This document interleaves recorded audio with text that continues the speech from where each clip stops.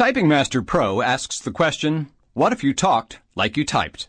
What if every time you opened your mouth, words tumbled out like a brunch of brokened crockery? How much Timmy would you worst, backspacking and spurl-cheeking? Would anybody hire Youpie? Probably nit. And life would be incredibly frustrating, no doubt. Maybe you should tink, about Typing Master Pro Typing Tutor for PC, and learn how to touch type quickly and measly. Typing Master Pro hash personalized exercises to target the keys where you need more practice, constantly monitoring your progress and adjusting your training. Just lick a good tutor shite. Should. So, if you would like to learn to type as effortlessly as you talk, visit us at typingmaster.com today. Option @7 ? Typing Master Pro Typing Tutor for PC. Let the typing flop. Backspace, floss. Backspace, flow. Drinking and driving? Don't be stupid. When you go out partying, plan ahead and take a designated driver. If you can't do that, then call a cab to take you home. That's a whole lot smarter idea than getting arrested for drunk driving or getting in an accident and killing someone. That would suck. This has been a public service announcement by Duck Landis, Quack House Radio, and this station. Budweiser presents the world's first star-in-your-own radio commercial. Okay, guys, whenever you hear this sound, insert your name. Hi there. Your name. Sorry I'm late. Sometimes there just aren't enough hours in the day to be a neurosurgeon and a swimwear model. Oh, am I thirsty? How about it? Your name. Got anything tall and cool?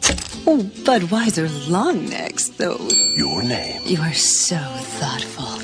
But of course, Bud's the first choice for every occasion. You know, I have a confession to make. If I ever had a son, I'd want to name him. Your name. Oh. Your name. Come here. Now. Your name. Your name. Your name.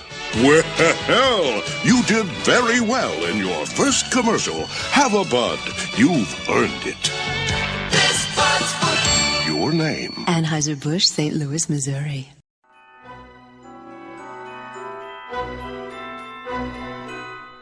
On the air, there's a feeling of Christmas. Hi, folks. Stuffer here to tell you about the second annual Christmas show here on Spreaker. It's Stuffer's Sounds of the Season, Yuletide favorites for the holidays. All throughout December, I'll be spinning Christmas cheer from all sorts of artists in every genre. From classics to rock, pop to jazz, acoustic to orchestra, and everything in between, we'll provide the perfect soundtrack to your holiday season. All December long, watch for the listings on Facebook and join me on the air for all the holiday fun. It's Stuffer's Sounds of the Season, right here on Spreaker Web Radio.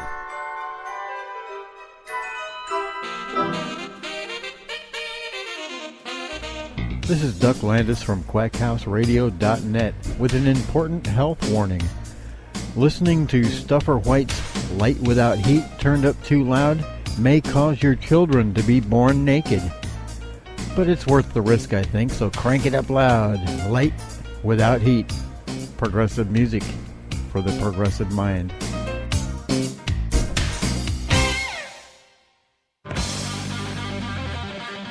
Progressive music fans, tune it in, turn it up, check it out. Light Without Heat. The best in progressive music. All style, one place, one show. Tonight we've got a really big show, really big. This is the DJ 3000. It plays CDs automatically. Rush, yes.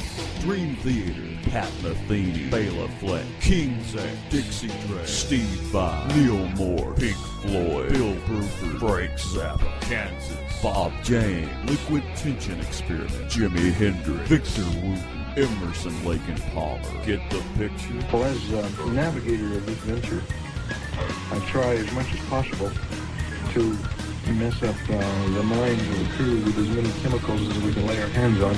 This station is now the ultimate power in the universe. Progressive music, hard rock, jazz fusion, alternative, classical, acoustic, all style, great music, one place, one show. Light without heat. I'm Stuffer. Join me live every Thursday night, 9 p.m. to midnight Eastern for Light Without Heat on Spreaker Web Radio.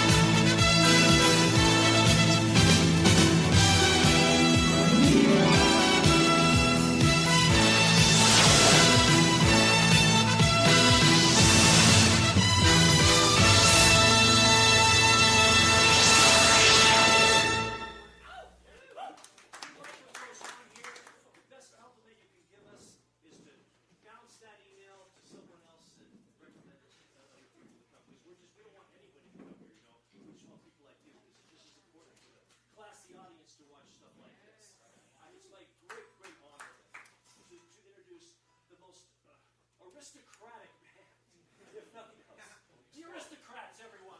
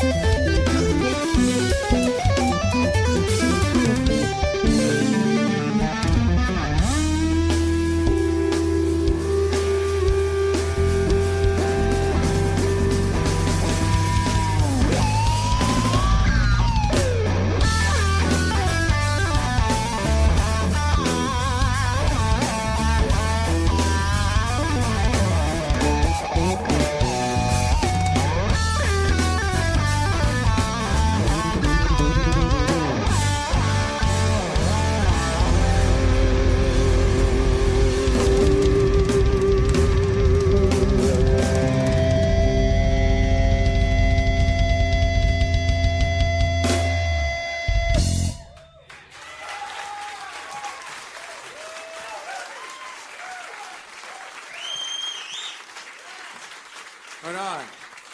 Hello, San Pedro on a Sunday afternoon. How you doing? I'm going to start with introductions and then tell you about all the other exciting things we have going on today. On guitar, the amazing Guthrie Govan.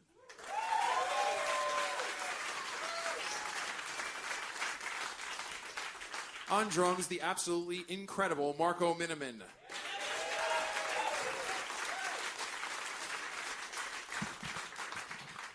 My name is Brian Beller, and we are the Aristocrats. Thank you very much for coming today. On this very special day, how many of you guys have the Aristocrats CD, by the way? Nice. That's a good percentage. We do have more out there, in case you're wondering, but the really exciting thing today is, in case you haven't heard, we are filming for a live DVD. So if you can see all these cameras around here, yes, feel free to applaud. So we're excited about it, just as you are. Just one request, you don't have to, do the iPhone videotaping of this particular show. There's plenty of good YouTube stuff out there if you want to find it. Just don't make this that thing, okay? Cool, thanks. That first song was actually written by Guthrie. It's called Bad Asteroid. And this one I wrote. This is actually off of my last live album called Wednesday Night Live. And it's called Greasy Wheel. Hope you enjoy it.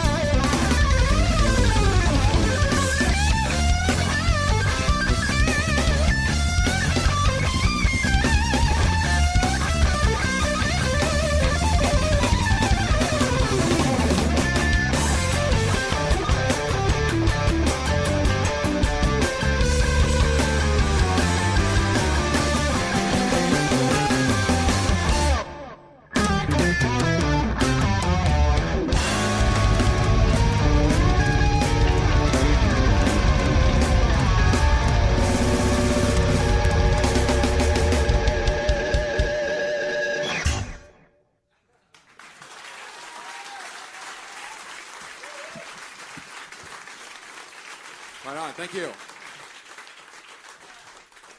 So, Marco's turn at the songwriting table now.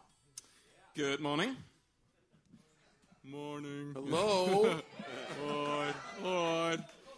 Okay, so, close enough. That's right.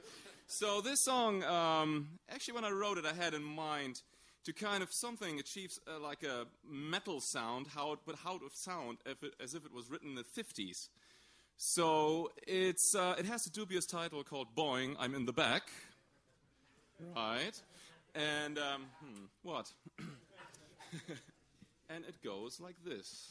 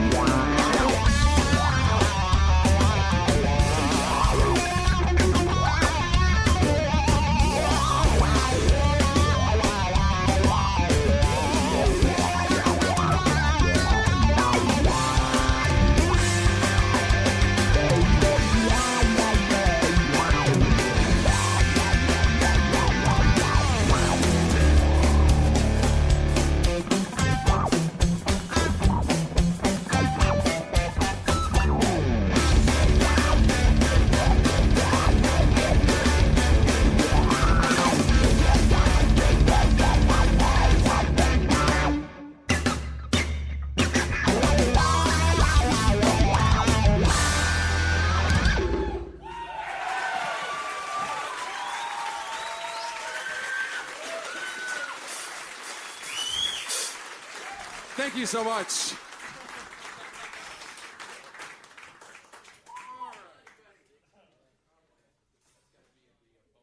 Yeah, exactly, yeah. What, us wrecking it? That's an Easter egg. That's not a bonus. You're going to have to look for it.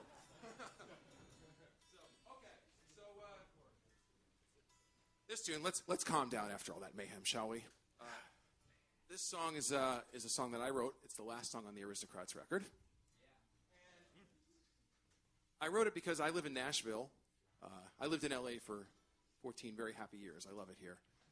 But I moved to Nashville, and now I do a lot of driving around that area in Indiana and Ohio and Kentucky and in places where the weather is a little bit more active than it is around here, shall we say.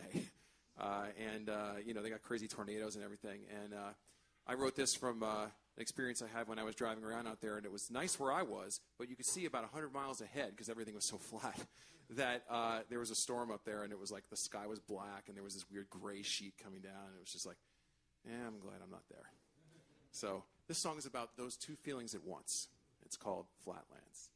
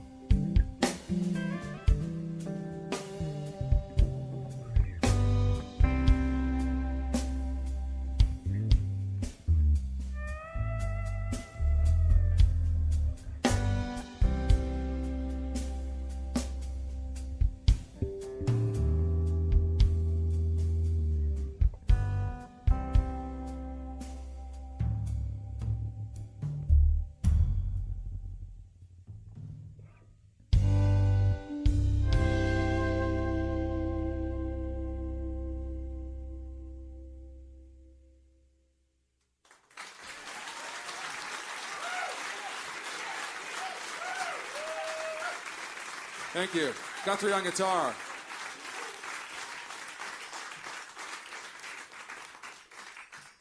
Okay, Marco, let's destroy that vibe now. It's Guthrie's turn, yeah. My bad. On a brighter note, we can still destroy the vibe. Well, yeah, it's true. That's really what it's all about, isn't it? Ruining things. This is a strange song, I guess, with a strange name. And generally, I explain the meaning of the title of this song just by saying, well, parrots are cool, and I've always wanted a parrot. The truth, I think it's time to unveil the truth about the title of this song. Writing for this very splendid trio is something which was quite a shock to me, because we wanted it to be very much live, just a trio, no overdubs, no cheating. And certainly in my world, I'm accustomed to overdubbing chords and overdubbing harmony parts. And I had this idea for this tune in my head, and I wasn't quite sure how to get all of the notes and all of the chords somehow covered by one of these three instruments. And in a moment of British stupidity, I decided that maybe having a parrot would be cool, because you could teach it some counter melody and bring it on the road, but we'd still be able to split the money from each gig 3 ways. So now the truth is out. And that is why I want a parrot.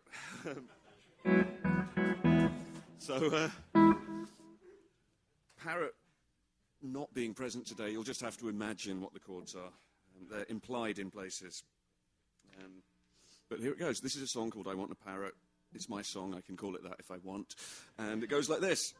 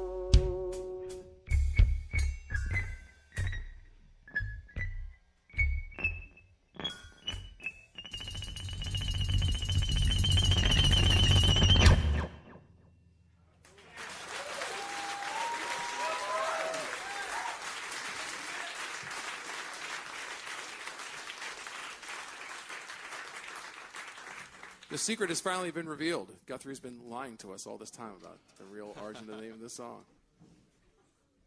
All right, so now we're going to destroy the silence, right? Okay, here we go. Right, so this is a song I wrote that actually earned us a parental advisory sticker on an instrumental album. And this song, well, let me ask you this. How many of you out there like blues music? Yeah? See, because I don't. So I lovingly named the song Blues Fuckers. And it's about mangling a blues. I kind of lovingly destroyed the blues by taking all kinds of blues cliches, mangling them, and kind of extending a bar or making them atonal. So it's not that I hate the blues, but, well, we can do it.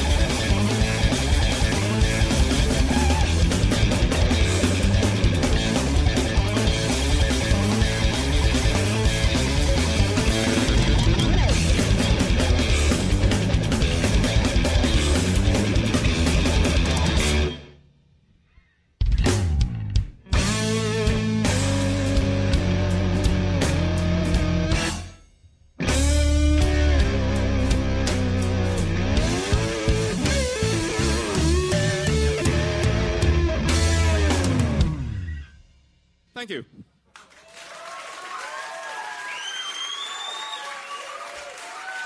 Rocco Miniman on drums.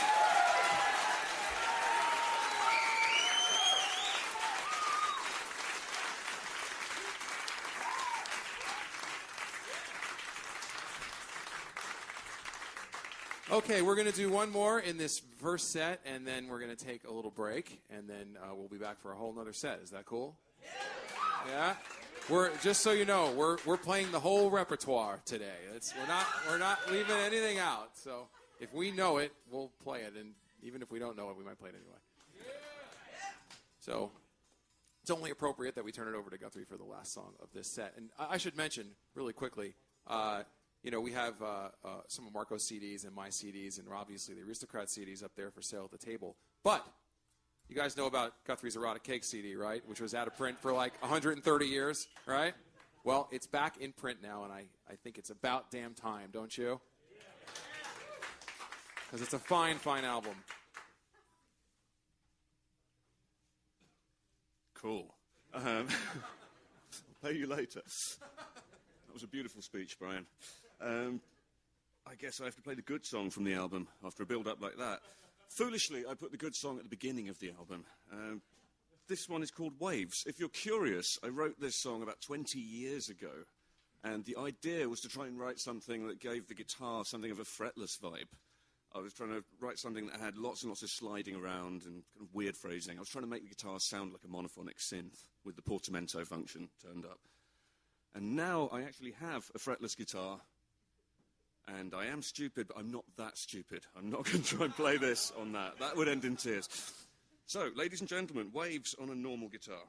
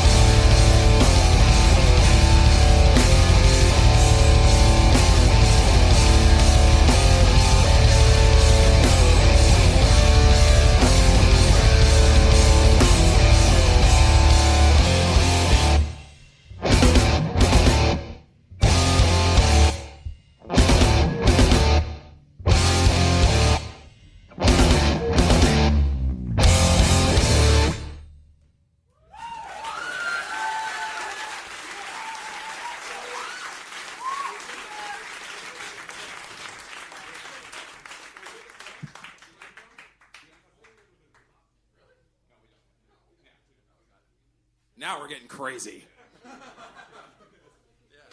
So cool. All right. Welcome to part 2. What do we got coming up now? I have a song from our British friend.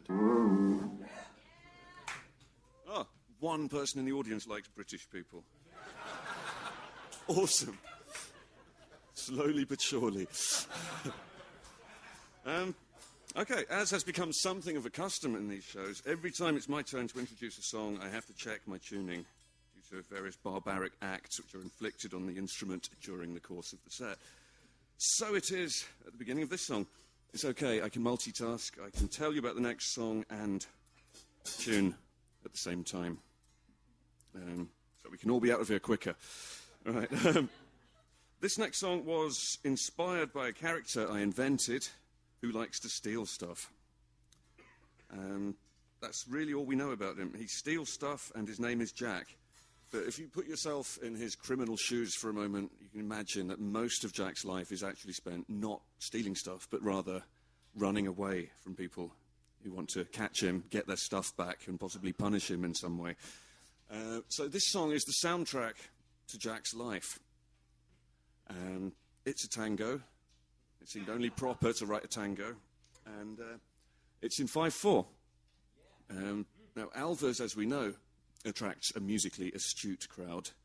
So I think this would be a good evening to hand you over for a moment to Dr. Marco, who is going to tell you some stuff you can do in a 5/4 time signature. Yeah, I guess we need a little help from you today. And I'd like to teach you how to clap in 5/4. Sure you can do that. It's actually quite simple. So that song, basically we need from you the click track to. It's like this. 1, 2, 3, 4, 5, 1, 2, 3, 4, 5, 1, 2, 3, 4, 5, 1, 2, 3, 4. Keep going. Come on, musos.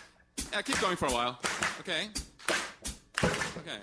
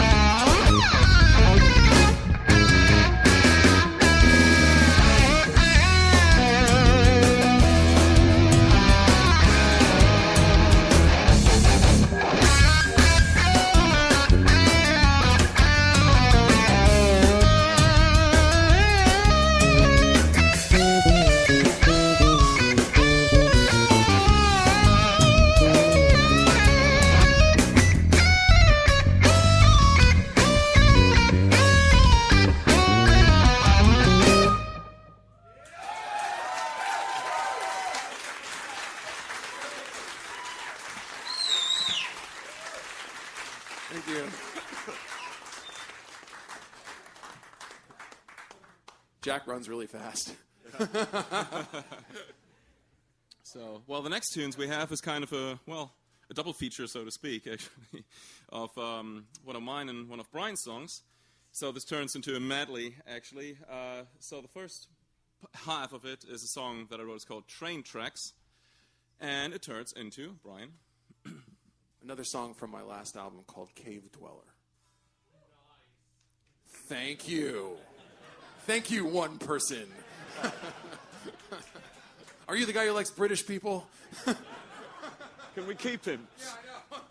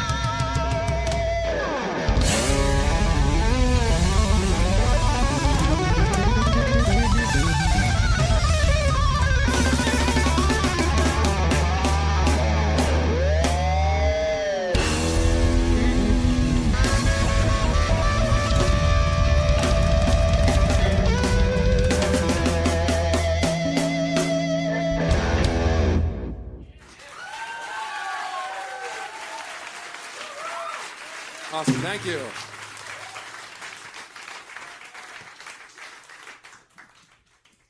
Okay. Dig into Marco's back catalog here. Well, this song is actually, the story is actually not that exciting. It's a song that I wrote in a hotel room at the Kempinski Hotel. So I called the song Mr. Kempinski. And it's off my CD Broken Orange. So here it is.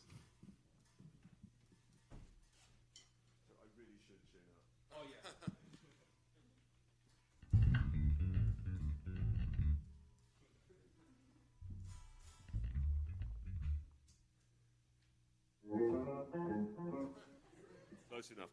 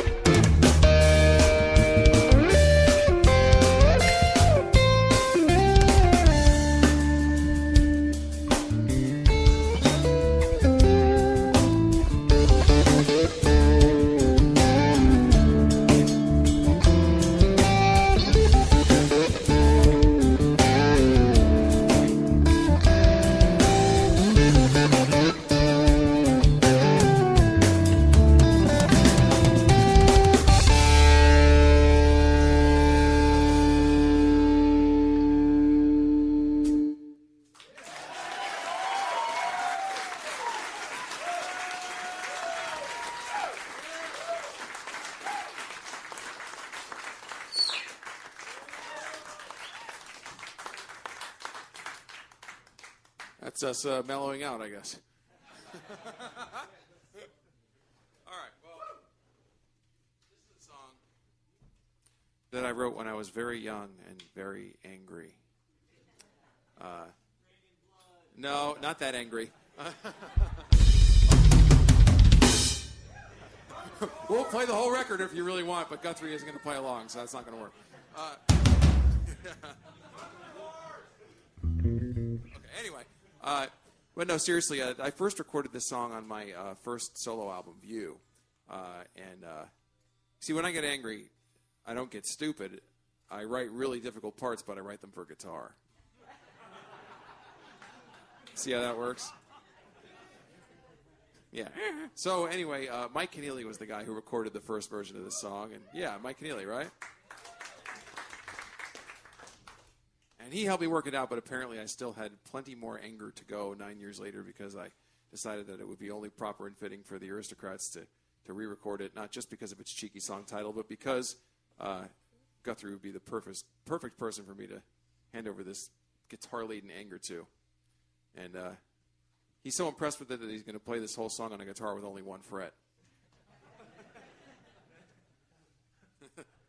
I get mad, he gets even. So, this song is called See You Next Tuesday.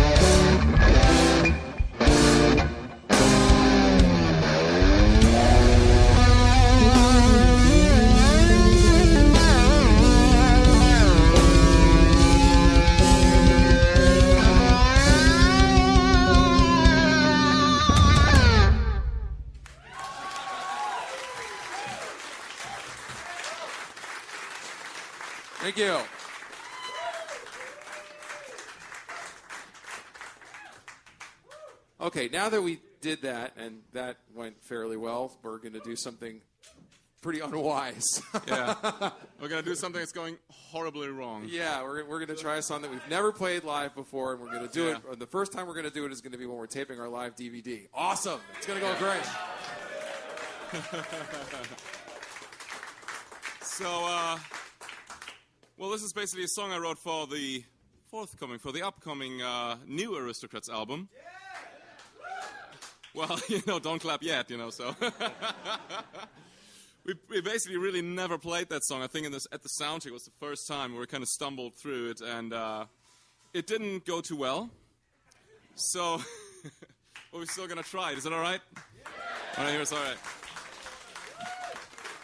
So this song is like a more disco approach. If you feel like dancing, just go ahead. And, well, I called the song The Dance of the Aristocrats. Here we go. I'm going to take the virginity of that song.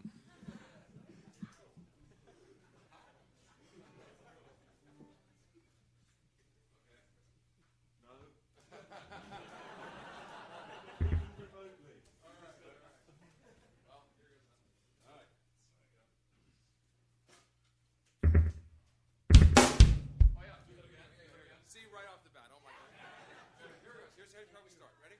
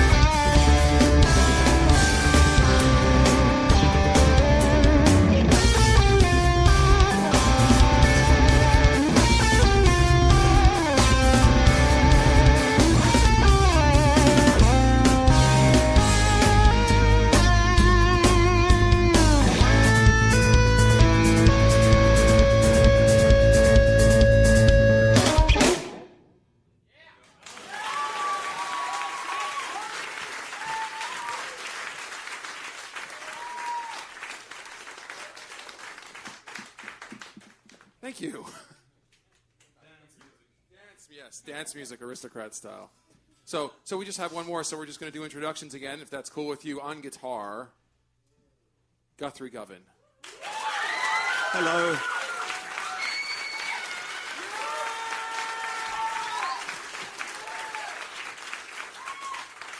That was a good scream over here. I don't know who did it, but it was good. On drums, the amazing Marco Miniman.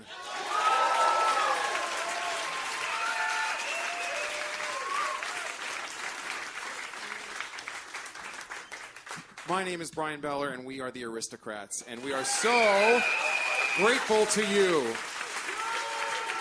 for coming out and being a part of this. Thank you.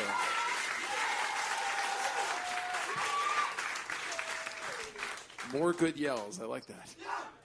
Well, now that we are, have a DVD, we should animate some people to yell, right? What's the best you can do? I don't know. I want to hear the weirdest yell you could possibly do. One. That sounds like the guy who was getting with the count-in. Let's do it with the count-in. It's like 1, 2, 3, 4. That's. We should play metal to that, isn't it? Okay, let's try it again.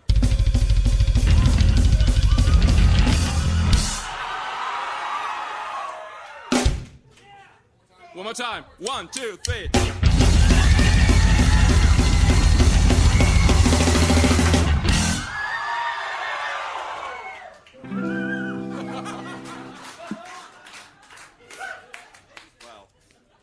Okay, that's never happened in a show before. That's good.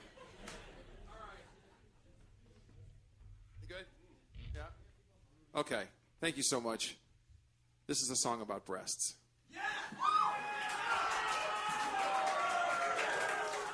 It's called Sweaty Knockers. I hope you enjoy it.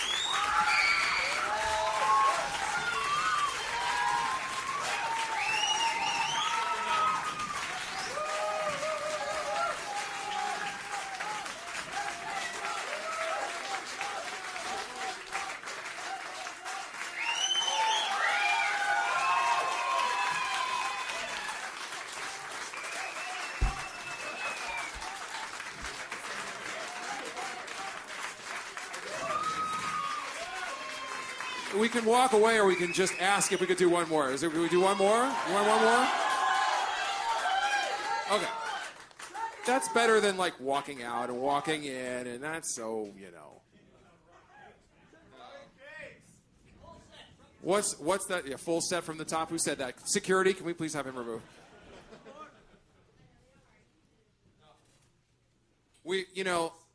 This band was formed kind of by accident, and it's just amazing kind of what's happened in the last year and a half, and it wouldn't be possible without you guys giving a shit about what we do.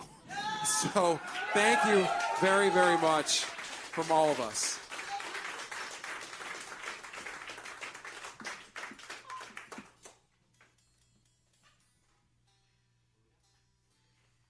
Well, if Guthrie's tuning, that means it must be his turn to introduce a song, right? Weirdly enough, there's absolutely no point in tuning. Not on a guitar like this, and not when you're going to play the song that we're going to play, which is designed to sound horrible. This is a way to bond with venue owners. If you play this song, you empty the place, and he can close up. That's generally how it works. But this song is from my Erotic Cakes album, and much like the album, the song is called Erotic Cakes. It's horrible, but it'll be over soon.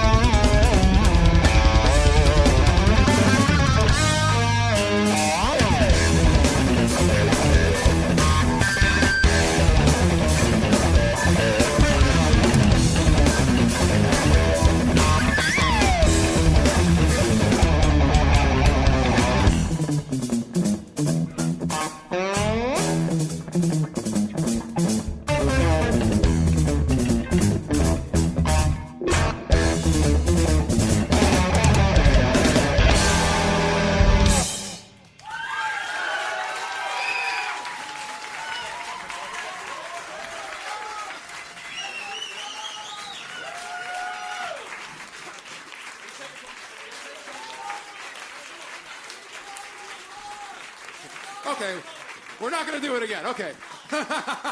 Thank you guys so much. That was so awesome of you, seriously.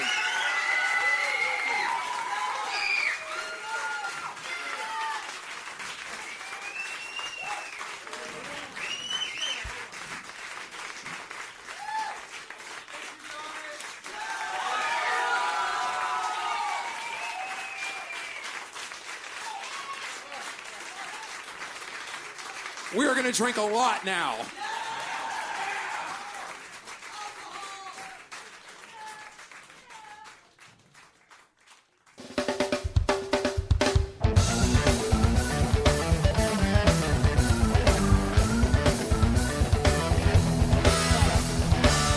Before I listened to Stuffer White's Light Without Heat, I hadn't heard it before.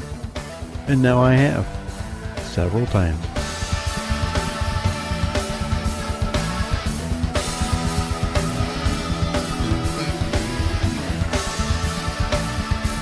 Progressive rock for the progressive mind.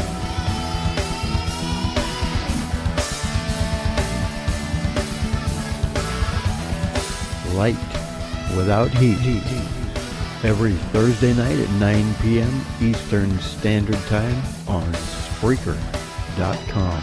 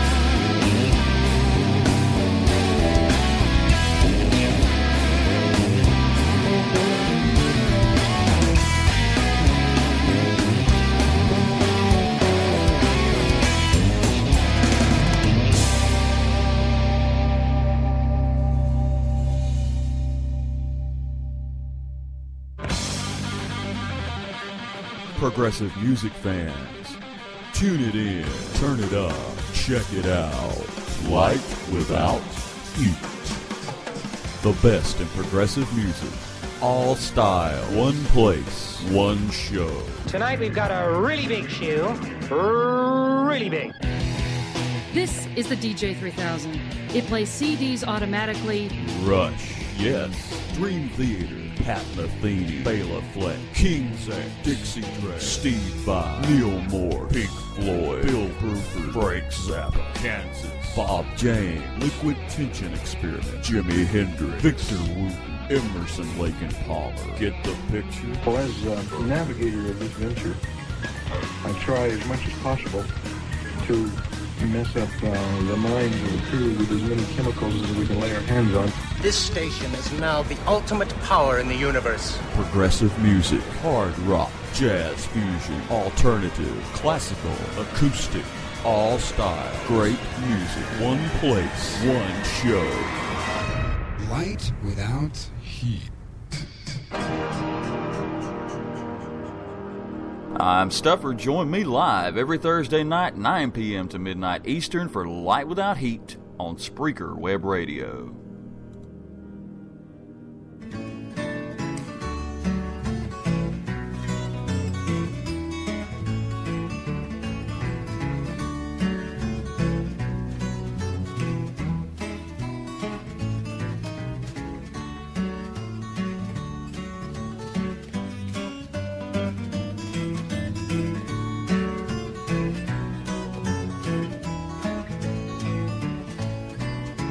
This song is called Alice's Restaurant. It's about Alice and the restaurant. But Alice's Restaurant is not the name of the restaurant, that's just the name of the song. And that's why I call the song Alice's Restaurant.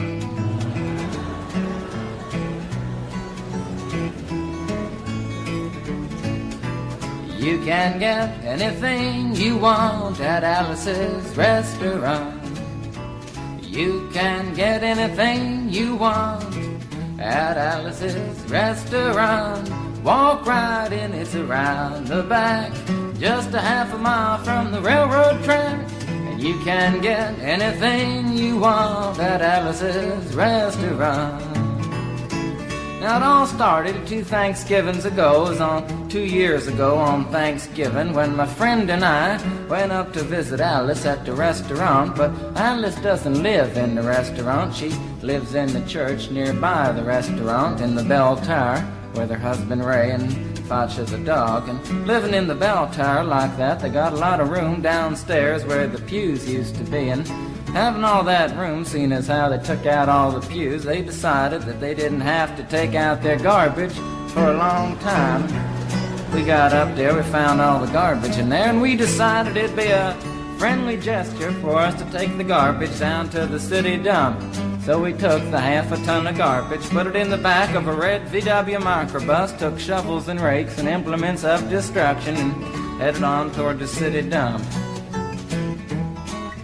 Well, we got there, and there's a big sign and a chain across the dump saying closed on Thanksgiving. And we had never heard of a dump closed on Thanksgiving before, and with tears in our eyes, we drove off into the sunset looking for another place to put the garbage.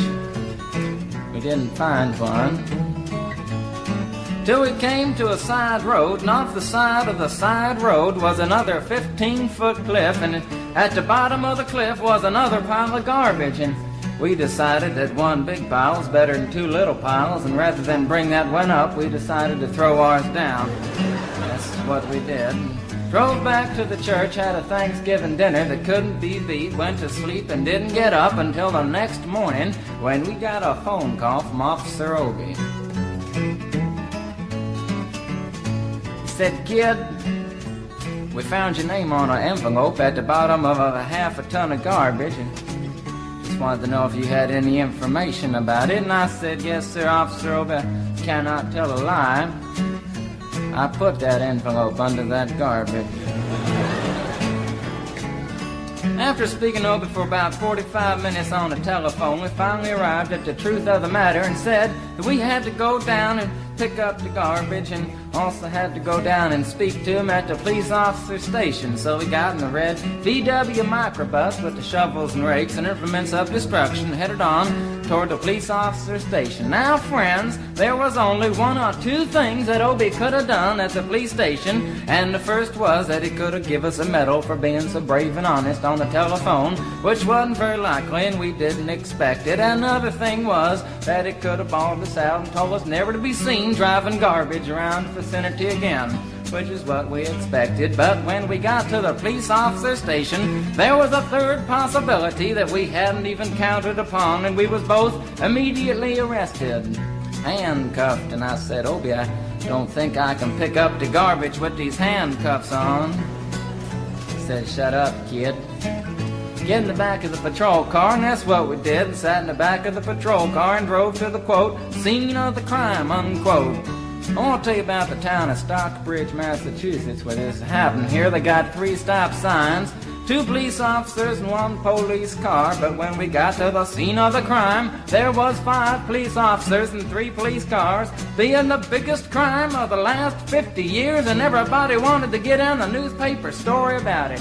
And they was using up all kinds of cop equipment that they had hanging around the police officer station. They was taking plaster, tire track, footprints, dog-smelling prints, and they took 27 8x10 color glossy photographs with circles and arrows and a paragraph on the back of each one explaining what each one was to be used as evidence against us. Took pictures of the approach, the getaway, the northwest corner, the southwest corner, and that's not to mention the aerial photography. After the ordeal, we went back to the jail. Obie said he was going to put us in the cell. Said, kid, I'm going to put you in the cell. I want your wallet and your belt. And I said, Obie, I can understand you wanting my wallet so I don't have any money to spend in the cell, but what do you want my belt for? And it said, kid, we don't want any hangings. I said, Obie, did you think I was going to hang myself for littering? Obie said he was making sure, and friends Obie was, because he took out the toilet seat so I couldn't hit myself over the head and drown. And he took out the toilet paper so I couldn't bend the bars, roll the toilet paper out the window, slide down the roll, and have an escape. Obie was making sure, and it was about 4 or 5 hours later that Alice, remember Alice? It's a song about Alice. Alice came by and with a few nasty words to Obie on the side, bailed us out of jail. We went back to the church, had another Thanksgiving dinner that couldn't be beat, and didn't get up until the next morning when we all had to go to court. We walked in, sat down. Obie came in with the 27 8x10 colored glossy pictures with the circles and arrows and a paragraph on the back each one. Sat down. Man came in, said, all rise. We all stood up, and Obie stood up with the 27 8x10 colored glossy pictures, and the judge walked in, sat down with the seeing-eyed dog, and he sat down. We sat down. Obie looked at the seeing-eyed dog. Then the 27 8x10 colored glossy pictures with the circles and arrows and a paragraph on the back of each one, and looked at the seeing-eyed dog. And then the 27 8x10 colored glossy pictures with the circles and arrows and a paragraph on the back of each one, and began to cry, because Obie came to the realization that it was a typical case of American blind justice, and there wasn't nothing he could do about it. And the judge wasn't going to look at the 27 8x10 colored glossy pictures with the circles and arrows and a paragraph on the back of each one explaining what each one was to be used as evidence against us. And we was fined $50 and had to pick up the garbage in the snow, but that's not what I came to tell you about. Came to talk about the draft. Got a building down New York City, it's called Whitehall Street, where you walk in and you get injected, inspected, detected, infected, neglected, and selected. I went down to get my physical examination one day, and I walked in, I sat down, got good and drunk the night before, so I looked and felt my best when I went in that morning. Because I wanted to look like the all-American kid from New York City. I mean, I wanted to feel like I wanted to be the all-American kid from New York, and I walked in, sat down, I was hung down, brung down, hung up, and all kinds of mean, nasty, ugly things. And I walked in, I sat down, they gave me a piece of paper, said, kid, see the psychiatrist, room 604. And I went up there, I said, shrink, I want to kill. I want to kill. I want to see blood and gore and guts and veins in my teeth. Eat dead, burnt bodies. I mean, kill. And I started jumping up and down, yelling, kill. And it started jumping up and down with me, and we was both jumping up and down, yelling, kill. And the sergeant came over, pinned the medal on me, set me down the hall, said, you're our boy. You feel too good about it. Proceeded on down the hall, getting more injections, inspections, detections, neglections, and all kinds of stuff that they was doing to me at the thing there. And I was there for 2 hours, 3 hours, 4 hours. I was there for a long time, going through all kinds of mean, nasty, ugly things, and I was just having a tough time there. And they was inspecting, injecting every single part of me, and they wasn't leaving no part untouched. Proceeded through, and when it finally came to see the very last man, I walked in, sat down after a whole big thing there, and I walked up and said, what do you want? He said, kid, we only got one question. Have you ever been arrested? And I proceeded to tell him the story of Alice's Restaurant Massacre with full orchestration and 5-part harmony and stuff like that, and then all the phenomena. Stopped me right there and said, kid, did you ever go to court?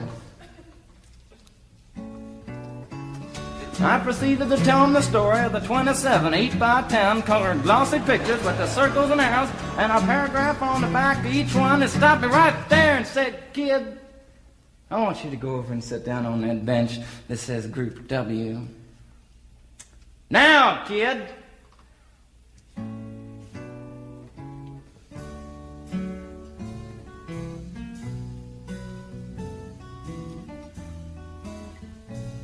And I walked over to the bench there, and there's Group W is where they put you if you may not be moral enough to join the army after committing your special crime. And there was all kinds of mean, nasty, ugly-looking people on the bench there.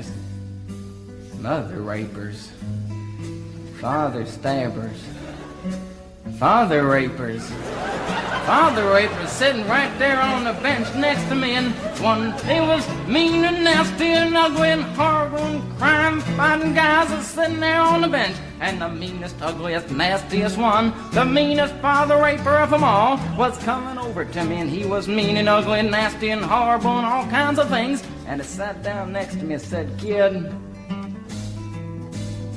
what'd you get? I said, I didn't get nothing. I had to pay $50 and pick up the garbage. He said, what were you arrested for, kid? And I said, littering.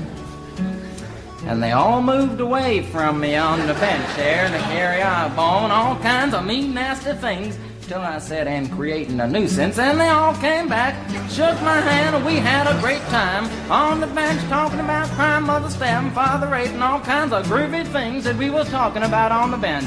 And everything was fine. We were smoking cigarettes and all kinds of things until the sergeant came over, had some paper in his hand, held it up, and said, kids, this piece of paper's got 47 words, 37 sentences, 58 words. We want to know details of the crime, time, the crime, and else kind of thing. You got to say pertaining about the crime. Want to know the arresting officer's name, and else kind of thing. You got to say, and it talked for 45 minutes, and nobody understood a word that he said. But we had fun filling out the forms and playing with the pencils on the bench there.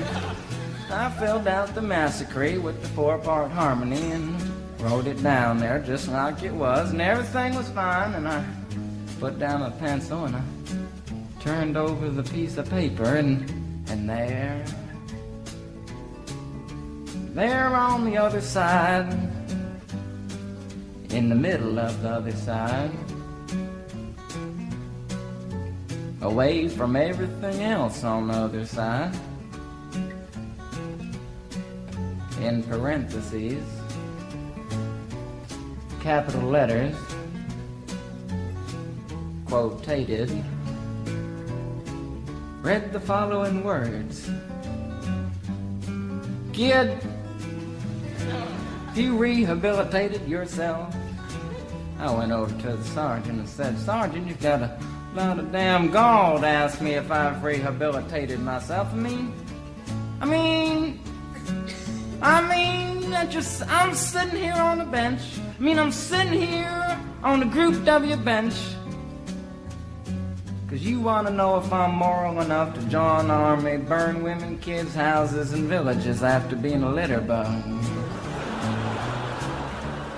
He looked at me and said, Kid, you don't like your kind. And we're gonna send your fingerprints off to Washington, and friends, somewhere in Washington, enshrined in some little folders, a study in black and white of my fingerprints. And the only reason I'm singing you the song now is because you may know somebody in a similar situation. Or you may be in a similar situation, and if you're in a situation like that, there's only one thing you can do, is walk into the shrink wherever you are. Just walk in and say, shrink. You can get anything you want at Alice's restaurant and walk out. You know, if one person, just one person does it, they may think he's really sick and they won't take him. And if two people do it in harmony, they think they're both faggots and they won't take either of them. And if 3 people do it, can you imagine 3 people walking in, singing a bar, Alice's restaurant, and walking out? They may think it's an organization. And can you imagine 50 people a day? I said 50 people a day walking in, singing a bar, Alice's restaurant, and walking out. And friends, they may think it's a movement. And that's what it is. The Alice's Restaurant Anti-Massacre movement. And all you gotta do to join is to sing it the next time it comes around on the guitar. With feeling. So we'll wait till it comes around on the guitar here. Sing it when it does.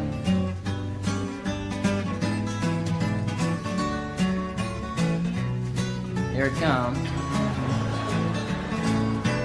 You can get anything you want at Alice's restaurant. You can get anything you want at Alice's restaurant. Walk right in, it's around the back, just a half a mile from the railroad track. And you can get anything you want at Alice's restaurant. That was horrible. If you want to end war and stuff, you gotta sing loud. You could put a lot. I've been singing the song now for 25 minutes. I could sing it for another 25 minutes. I'm not proud or tired. So we'll wait till it comes around again, and this time with 4-part harmony and feeling. We're just waiting for it to come around is what we're doing.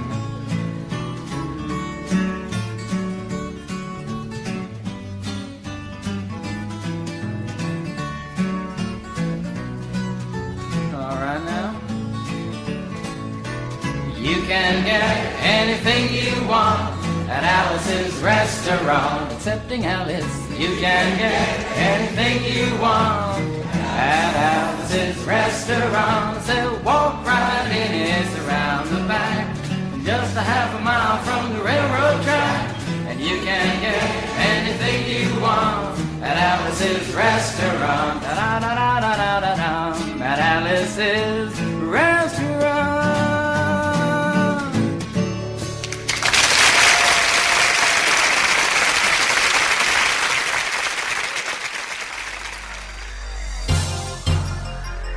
This news bulletin just in.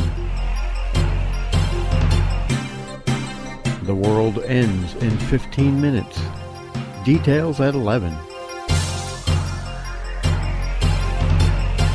And now, back to our regularly scheduled programming, which is already in progress.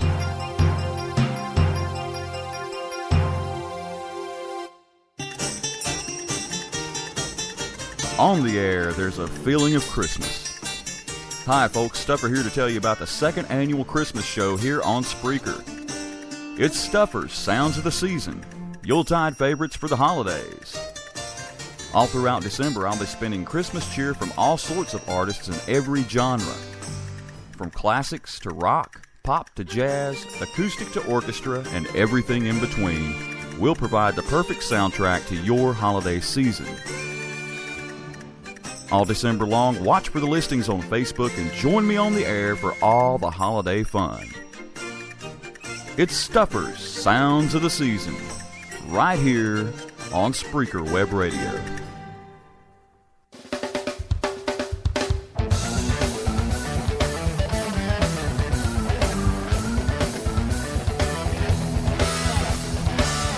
Before I listened to Stuffer White's Light Without Heat, I hadn't heard it before. And now I have, several times.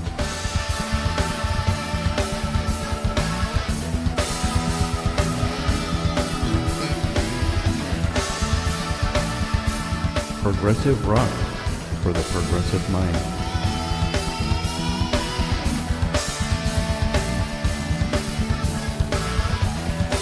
Light Without Heat.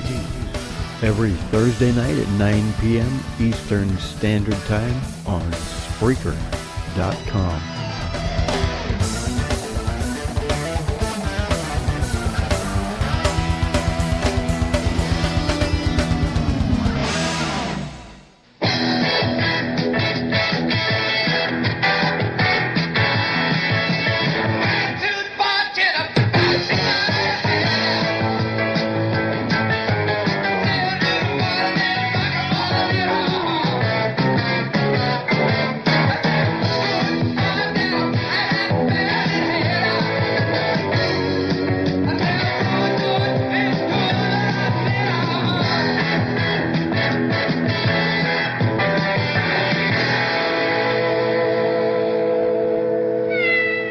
Good night. Oh, good night.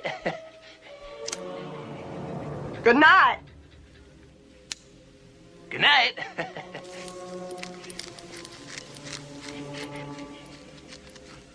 Good night. Good night.